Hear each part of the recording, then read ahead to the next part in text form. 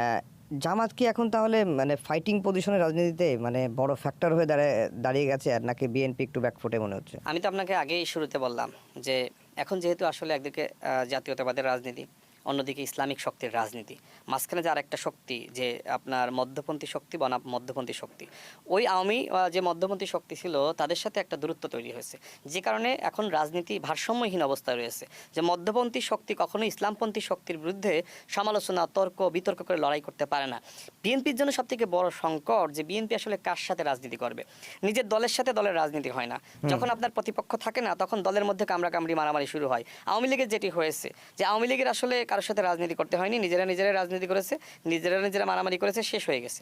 ঠিক একইভাবে এই মুহূর্তে আসলে বিএনপির এটা তো নিজের দোষ দেওয়ার কিছু নাই, কারণ আওয়ামী লীগ তো অপরাধ করেছে, ভ্যানিশ হয়ে গেছে। কিন্তু সমস্যা হলো যে বিএনপির জন্য মধ্যপন্থী দল দরকার, যদি বিএনপি ওই সমালোচনা, বিএনপি যদি ওই প্রতিযোগিতার রাজনীতি করতে চায়। কিন্তু ইসলামিক শক্তির সাথে বিএনপি প্রতিযোগিতা, তর্ক বিতর্ক, সমালোচনা করে পারবে না, কারণ ইসলামিকরা সবসময় কোরআন সুন্নাহকে, আল্লাহকে, নবীকে সামনে এনে রাজনীতি করবে। এখন বিএনপিকে এর কারণটা দিতে পারবে?